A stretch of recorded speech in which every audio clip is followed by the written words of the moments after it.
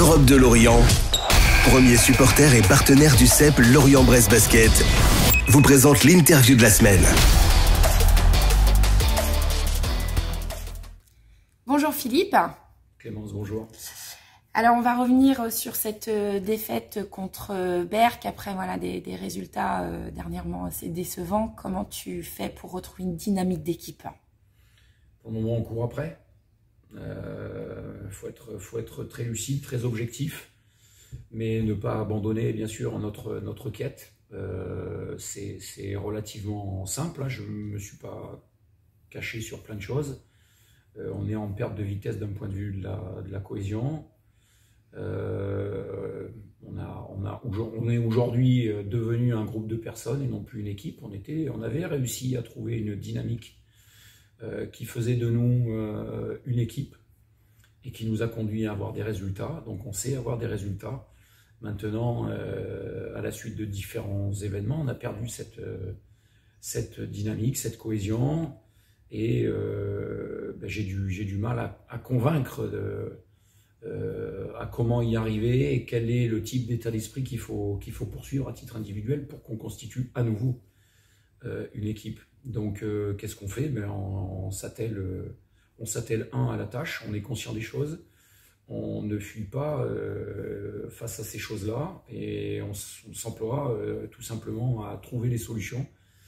D'aucuns diront que c'est très facile, il suffit d'eux, mais en fait c'est un peu plus complexe que ça de gérer des êtres humains. On n'appuie pas sur un bouton, on essaye de faire changer les gens de leur position, de leur ouvrir les yeux, leur ouvrir leur esprit, leurs âmes. Je dis souvent, il faut qu'on arrive à connecter les âmes et à n'en faire qu'une. Aujourd'hui, on a 11 âmes et on joue avec 11 âmes. Et c'est notre problème. Donc il faut qu'on redevienne une âme. Et justement, cette âme ou ces 11 âmes, est-ce qu'il y a une baisse de confiance? Mais nécessairement, quand on est dans la difficulté, et là je soutiens, quel que soit le profil du joueur de mon équipe, quand on est dans la difficulté, la confiance, c'est pas un élément moteur de ses émotions, bien entendu. Il faut la retrouver, mais je pense que la confiance vient justement avec cette dynamique collective et qu'on retrouve et qu'on se ressource obligatoirement quand il y a une cohésion d'équipe. Ce que je n'ai de cesse de rappeler à notre équipe. On doit s'appuyer sur ces valeurs-là, on doit se ressourcer à l'intérieur d'une équipe, on ne doit pas être isolé. C'est très facile à dire, bien entendu, mais plus facile à convaincre, encore une fois. Donc on est là-dessus. Je leur explique qu'il n'y a plus de tactique, il n'y a plus de technique, il n'y a plus d'adresse, il y a de la cohésion ou pas. Aujourd'hui, on n'en a pas. Tu me parles de Berck, on n'en a pas eu. Berck en a fait preuve de beaucoup plus que nous et on s'incline devant tout simplement leurs tâches. Maintenant, on doit voilà, c'est un vrai défi, on doit se relever de tout ça, de cette difficulté qu'on est en train de vivre. Et puis, j'ai souvent l'habitude de dire que de toute façon, une équipe qui réussit, c'est qu'elle est passée par des écueils, mais pas seulement un petit écueil, une petite écorchure. C'est vraiment des blessures très profondes. Et je pense que voilà, on en a connu en début de saison, on s'est relevé, on a suturé un peu tout ça, mais que on en revit encore une autre blessure très très profonde et qu'on va la penser, mais qu'il faut du temps. Mais peut-être que c'est celle-là qui va nous amener à être encore plus fort que ce qu'on était. Et quand tu parles de blessures d'âme ou autre, il y a aussi les pépins physiques. Comment on gère ça en pleine saison et en plus avec les difficultés que tu viens de nous exposer? Oui, alors on sait bien que dans la vie, on a souvent mal au dos, mal à, comment dire, un peu de mal aux articulations quand ça va un peu moins bien dans la vie quotidienne. Les sportifs de haut niveau, c'est un peu pareil. Ils savent très bien, et ça veut dire qu'ils sont affectés d'abord. Ils sont conscients des choses, ils préféreraient qu'on gagne et qu'on soit dans la même dynamique. Mais voilà, le corps répond par mince, je suis un peu moins bien. Ce qui fait voir aussi que la richesse de l'effectif doit nous aider, et c'est bien une force. Ce qui a été aussi pour beaucoup dans l'explication de cette perte de vitesse en termes de cohésion.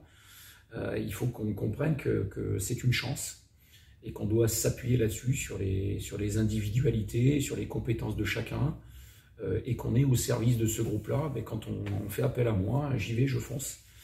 Et aujourd'hui, on a besoin des quelques forces vives qu'on a, qui ne sont pas sur le côté. Mais on attend que tout le monde revienne, bien entendu, en forme et en bonne santé.